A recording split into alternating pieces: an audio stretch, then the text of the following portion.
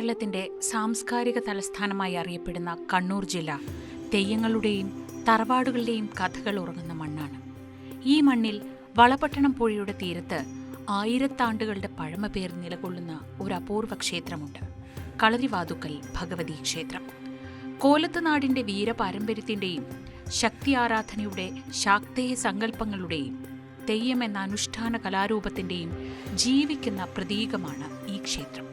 കളരിവാതുക്കൽ ഭഗവതിയുടെ തിരുമുടി ഉയരുന്നതോടെ ഉത്തര കേരളത്തിലെ ഒരു വർഷത്തെ കളിയാട്ടങ്ങൾക്ക് തിരശീല വീഴുന്നു എന്നൊരു പഴമയുണ്ട്.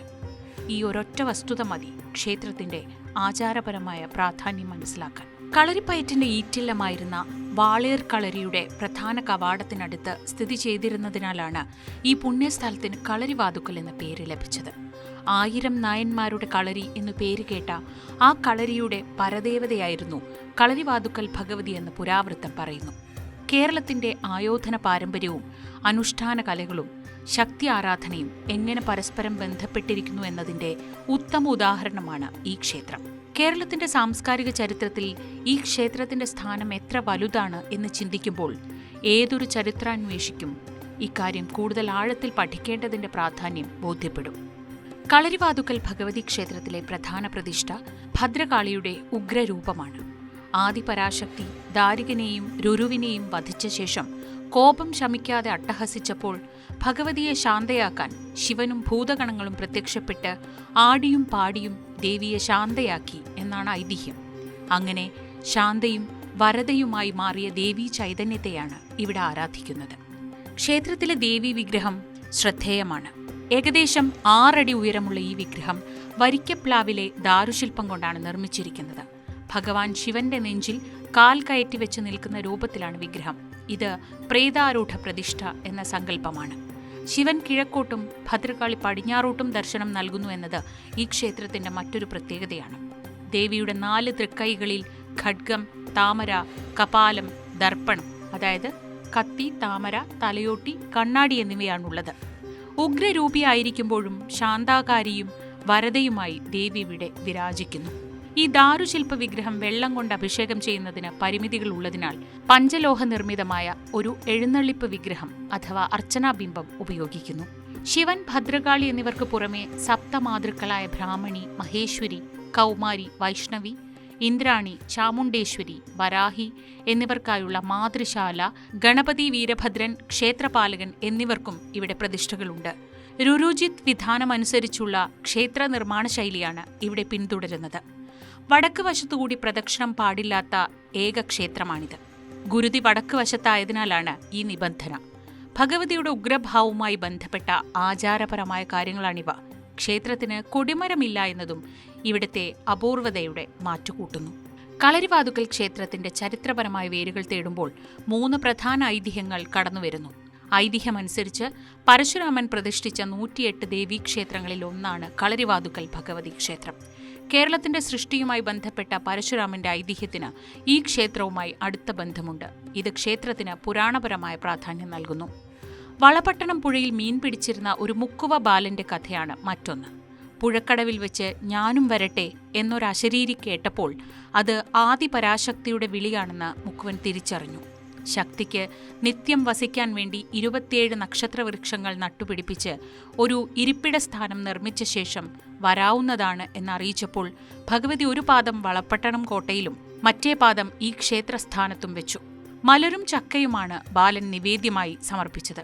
പരാശക്തിയുടെ ഉഗ്രരൂപം കണ്ട ഭയം കാരണം മുക്കുവ ബാലൻ കിഴക്കുവശത്തുള്ള വഴി അടച്ച് പുറത്തേക്ക് ഓടിപ്പോയി എന്ന് ഐതിഹ്യം പറയുന്നു. ഇത് ക്ഷേത്രത്തിന്റെ കിഴക്കേ വാതിൽ അടച്ചു കിടക്കുന്നതിനെ സൂചിപ്പിക്കുന്നു. ഏകദേശം 1000 വർഷങ്ങൾക്ക് മുൻപ് വളപട്ടണം ആസ്ഥാനമാക്കി രാജ്യം ഭരിച്ചിരുന്ന മൂഷിക രാജവംശത്തിന്റെ പിൻഗാമികളായ കോലത്തിരി രാജവംശത്തിന്റെ, അതായത് ഇപ്പോഴത്തെ ചിറക്കൽ രാജവംശത്തിന്റെ കുലദേവതയാണ് കളരിവാതുക്കൽ ഭഗവതി. ചിറക്കൽ രാജകുടുംബത്തിന്റെ 3 പ്രധാന ഭഗവതി ക്ഷേത്രങ്ങളിൽ ചെറുകുന്ന് അന്നപൂർണേശ്വരി ക്ഷേത്രം, മാടായിക്കാവ് ഭഗവതി ക്ഷേത്രം എന്നിവയാണ് മറ്റുള്ളവ. അവയിൽ ഒന്നാണിത്. വളഭൻ രണ്ടാമൻ രാജാവാണ് വളപട്ടണം കോട്ട നിർമ്മിച്ചത്. ക്ഷേത്രവും രാജകീയ ഭരണകേന്ദ്രവും തമ്മിലുള്ള ബന്ധം ചരിത്രപരമായി ഈ ക്ഷേത്രത്തിന് വലിയ പ്രാധാന്യം നൽകുന്നു. കളരിവാതുക്കൽ ഭഗവതി ക്ഷേത്രം കൗള ശാക്തേയ സമ്പ്രദായ പ്രകാരം പൂജകൾ നടക്കുന്ന പ്രധാന ക്ഷേത്രങ്ങളിലൊന്നാണ്. മറ്റ് മിക്ക കേരളീയ ക്ഷേത്രങ്ങളിൽ നിന്നും വ്യത്യസ്തമായി ഇവിടെ പൂജാതി കർമ്മങ്ങൾ നടത്തുന്നത് പിഡാരര് സമുദായത്തിൽപ്പെട്ടവരാണ്. മന്ത്രതന്ത്രങ്ങളിൽ അഗാധ ജ്ഞാനമുള്ള ഇവരെ കശ്മീരിൽ നിന്ന് കൊണ്ടുവന്നതാണെന്ന് ഐതിഹ്യമുണ്ട്. പ്രധാന പൂജകൾ മൂത്ത പിഡാരരും സഹായികളായി ഇളയ പിഡാരരും ഉണ്ടാകും. ക്ഷേത്ര തന്ത്രി സ്ഥാനം കാട്ടുമാടം മനയ്ക്കാണ്. ഈ ക്ഷേത്രത്തിലെ ഏറ്റവും വലിയ ആചാരപരമായ പ്രത്യേകതയാണ് മധുമാംസ നീതിമുള്ള പിഡാര പൂജ അഥവാ ശക്തിപൂജ. ഇത് ഭദ്രകാളിയുടെ ഉഗ്രഭാവവുമായി ബന്ധപ്പെട്ടതും കൗള സമ്പ്രദായത്തിൽ അത്യധികം പ്രാധാന്യമുള്ളതുമാണ്. ശാക്തേയ വിധിപ്രകാരം ഈ പൂജയിൽ മദ്യത്തെ അമൃതായും മാംസത്തെ പല വ്യഞ്ജനമായും സങ്കല്പിച്ചാണ് ദേവിക്ക് നിവേദിക്കുന്നത്. ദിവസവും 4 പൂജകളാണ് ഇവിടെ നടക്കുന്നത്. ഉഷപൂജ, പന്തീരടി പൂജ, ഉച്ചപൂജ അല്ലെങ്കിൽ ശക്തിപൂജ, അത്താഴപൂജ എന്നിവയാണ് അവ. ഇതിൽ ഉച്ചപൂജയാണ് ശക്തിപൂജ. കളരിവാതുക്കൽ ഭഗവതി ക്ഷേത്രത്തിലെ പ്രധാന ഉത്സവങ്ങൾ ഉത്തര മലബാറിലെ അനുഷ്ഠാന കലകളുടെയും പ്രാദേശിക സംസ്കാരത്തിന്റെയും കണ്ണാടിയാണ്. ക്ഷേത്രത്തിന്റെ പ്രധാന ആകർഷണമായ പ്രസിദ്ധമായ കളിയാട്ടം നടക്കുന്നത് ഇടവ സംക്രമം മുതലാണ്. തെയ്യം എന്ന അനുഷ്ഠാന കലാരൂപത്തിന്റെ വാർഷിക ചക്രത്തിന് വിരാമമിടുന്ന ഈ ഉത്സവത്തിന്റെ അവസാനം കളരിവാതുക്കൽ ഭഗവതിയുടെ തിരുമുടി ഇറങ്ങുന്നതോടെ ആ വർഷത്തെ കളിയാട്ടക്കാലം അവസാനിക്കുന്നു. ഈ കളിയാട്ടക്കാലത്തിന് 7 മുടികളാണ് ഉണ്ടാവുന്നത്. അതിലൊന്ന് ഭീമാകാരമായതാണ്. തെയ്യങ്ങളിലെ ഏറ്റവും വലിയ മുടിയായി കണക്കാക്കുന്ന ഈ ഭീമൻ തിരുമുടിക്ക് 7 കവുങ്ങുകളിൽ തീർത്ത 15 മീറ്റർ ഉയരവും 4 മീറ്റർ വീതിയുമുണ്ട്.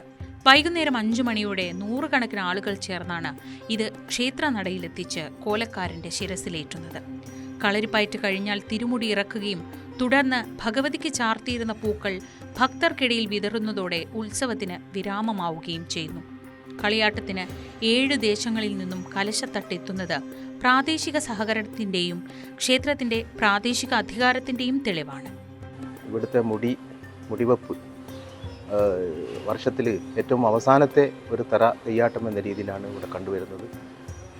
വലിയ മുളയിൽ കെട്ടിയ തിരുമുടി ഏറ്റവും മനോഹരമായ ഒരു പ്രത്യേകതയാണ്. ഒരുപടി ധാരാളം ആശാരി അനുബന്ധമായിട്ടുള്ള ഒരുപടി അവകാശികൾ വന്ന് അത് ചെയ്തു തീർത്ത് വളരെ മനോഹരമായിട്ട് അത് ഇവിടുത്തെ വലിയൊരു ആചാരങ്ങൾ തന്നെ വലിയ മുടിവെപ്പ് എന്ന് പറയുന്ന രീതിയിലുള്ള കളരിവാതുക്കൽ മുടിവെപ്പ് എന്ന് പറഞ്ഞാൽ ഏറ്റവും പ്രാധാന്യത്തോടാണ് ഈ നാട്ടുകാരും അന്യദേശക്കാരൊക്കെ തന്നെ കണ്ടുവരുന്നത്. ഇവിടെ ഭക്തജന നിബിഡമായിരിക്കും വന്ന്. ക്ഷേത്രത്തിലെ പ്രധാന ഉത്സവങ്ങളിലൊന്നാണ് പൂരമഹോത്സവം. മീനമാസത്തിലെ കാർത്തിക മുതൽ പൂരം വരെയാണ് പൂരമഹോത്സവം നടക്കുന്നത്. ഇതിലെ പ്രധാന ചടങ്ങ് തിടമ്പെഴുന്നള്ളിപ്പാണ്. 10 ദിവസം നീണ്ടു നിൽക്കുന്ന ഈ എഴുന്നള്ളത്ത് ക്ഷേത്രത്തിന്റെ ചരിത്രപരമായ പ്രാധാന്യം വിളിച്ചോതുന്നു. 1-ാം തീയതി മുതൽ 6-ാം തീയതി വരെ രാത്രിയിൽ വളപട്ടണം കോട്ടയിലേക്ക് തിടമ്പെഴുന്നള്ളത്ത് നടക്കുന്നു. ടിപ്പുവിന്റെ ആക്രമണത്തിൽ തകർന്ന കോട്ടയുടെ അവശിഷ്ടങ്ങൾ ഇന്നും ഇവിടെയുണ്ട്. 7-ാം ദിവസം ചിറയ്ക്കൽ ശിവേശ്വരം ക്ഷേത്രത്തിലേക്കും 9-ാം ദിവസം ശ്രീ മോളോളം ശിവക്ഷേത്രത്തിലേക്കും എഴുന്നള്ളത്ത് നടക്കും. ഈ ക്ഷേത്രങ്ങളുമായുള്ള ബന്ധം കോലത്തുനാട് രാജവംശത്തിന്റെ ഭരണ ആചാരപരമായ ശൃംഖലയുടെ സൂചനയാണ്. തിടമ്പെഴുന്നള്ളത്തിന് ശേഷം പൂരക്കളിയും 10-ാം ദിവസം പുലർച്ചെ കരടികളിയോടുകൂടിയുള്ള ആറാട്ടും നടക്കുന്നതോടെ ഉത്സവം സമാപിക്കുന്നു. ഉത്സവത്തിന്റെ ഭാഗമായുള്ള പൂരംകുളി നടക്കുന്നത് പ്രസിദ്ധമായ ചിറയ്ക്കൽ ചിറയിലാണ്. മറ്റു ചില പ്രധാന ഉത്സവങ്ങളും ഈ ക്ഷേത്രത്തിൽ ആഘോഷിക്കാറുണ്ട്.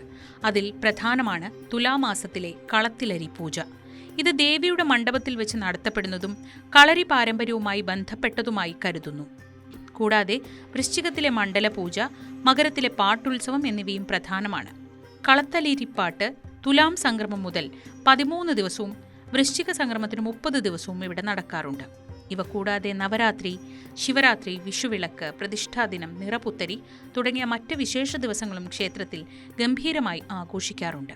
അങ്ങനെ ഉത്സവങ്ങൾ വെച്ചാൽ തുലാമാസം തുടങ്ങി ഇവിടെയാണ് ആദ്യം വടക്കേ മലബാറിൻ്റെ ഇവിടെ തുടങ്ങുന്നത്. സംക്രമത്തിൽ കൊടിയല കന്നി 30-ാം തീയതി 31-ാം തീയതി കൊടിയല വെച്ചു. 13-ാം തീയതി കളത്തരി ഫസ്റ്റ് ഉത്സവം ഇവിടെ തുടങ്ങി. വടക്കേ മലബാർ ഉത്സവം തുടങ്ങുന്നത് അവസാനത്തെ ഉത്സവം ഇവിടെയാണ്. ജൂൺ മാസം കളിയാട്ടം. അങ്ങനെ കർക്കിടക മാസം നിറ, ചിങ്ങത്തിൽ പുത്തിരി, കഴിഞ്ഞ മാസം നവരാത്രോത്സവം. ഈ തുലാമാസം 10 ദിവസം കളത്തിരി, ഉച്ചത്തിൽ 30-ാം തീയതി കളത്തിരി സംക്രമമായിട്ട്. പിന്നെ മകരമാസം 8-ാം തീയതി പാട്ടുത്സവമാണ്. സംക്രമം മുതൽ 8-ാം തീയതി വരെ പാട്ടുത്സവം. അത് പ്രധാനപ്പെട്ട ഉത്സവമാണ്. പക്ഷെ ഇപ്പോൾ ഒന്നും ചെയ്യുന്നില്ല അങ്ങനെ. പിന്നെ മീനമാസ ഉത്സവം, 9 ദിവസം, കാർത്തിക മുതൽ പൂരം വരെ. പിന്നെ വിഷുവിളക്ക് ഇതെല്ലാമാണ് ഉത്സവം. ക്ഷേത്രത്തിലെ പ്രധാന വഴിപാടുകൾ ദേവിയുടെ ശക്തിയെയും ചൈതന്യത്തെയും പ്രീതിപ്പെടുത്താൻ ഉദ്ദേശിച്ചുള്ളവയാണ്. ഇതിൽ കളരിവാതുക്കൽ ക്ഷേത്രത്തിലെ ഏറ്റവും പ്രധാന വഴിപാടാണ് കോഴിക്കലശം. നിറമാല, വലിയ പൂജ, വലിയ വട്ടളം പായസം, അകപ്പൂജ, ശക്തിപൂജ എന്നിവയും പ്രധാന വഴിപാടുകളിൽ ഉൾപ്പെടുന്നു. കൂടാതെ ഭക്തരുടെ പ്രത്യേക ആവശ്യങ്ങൾക്കായി ശത്രുസംഹാര പൂജ, സ്വയംവര പൂജ തുടങ്ങിയ പ്രത്യേക പൂജകളും ഇവിടെ നടത്താറുണ്ട്. കളരിവാതുക്കൽ ഭഗവതി ക്ഷേത്രം വെറുമൊരു ആരാധനാലയമല്ല, അത് കോലത്ത് നാടിന്റെ സാംസ്കാരിക തനിമയുടെ ഒരു നേർക്കാഴ്ചയാണ്. ആയോധന പാരമ്പര്യത്തിന്റെ വീര്യം, ശാക്തേയ സങ്കല്പങ്ങളുടെ നിഗൂഢത, തെയ്യം എന്ന അനുഷ്ഠാന കലയുടെ സൗന്ദര്യം, രാജകീയ ബന്ധങ്ങളുടെ ചരിത്രപരമായ പ്രാധാന്യം ഇവയെല്ലാം ഈ ക്ഷേത്രത്തിൽ സമന്വയിക്കുന്നു. കളരിവാതുക്കൽ ഭഗവതിയുടെ തിരുമുടി ഒരു വർഷത്തെ തെയ്യക്കാലത്തിന് തിരശ്ശീലയിടുമ്പോൾ അത് ഒരു കലാരൂപത്തിന്റെ അവസാനമല്ല, അടുത്ത വർഷത്തെ ഉത്സവത്തിനായുള്ള കാത്തിരിപ്പിന്റെ കൂടി തുടക്കമാണ്. ഭക്തരെ ആകർഷിക്കുന്ന ശാന്തമായ അന്തരീക്ഷവും സങ്കീർണമായ ക്ഷേത്രത്തിലെ മരപ്പണികളും കേരളീയ വാസ്തുവിദ്യയും ഈ ക്ഷേത്രത്തെ സവിശേഷമാക്കുന്നു. ചരിത്രത്തെയും ആചാരങ്ങളെയും അടുത്തറിയാൻ ആഗ്രഹിക്കുന്ന ഏതൊരാൾക്കും കളരിവാതുക്കൽ ഭഗവതി ക്ഷേത്രം ഒരു നിത്യവിസ്മയമായിരിക്കും. ഇവിടെ എത്തുന്ന ഓരോ ഭക്തനും ഈ പുണ്യഭൂമിയുടെ ഊർജവും ഭക്തിയുടെ വരദാന ശക്തിയും നേരിട്ട് അനുഭവിച്ചറിയാൻ സാധിക്കും.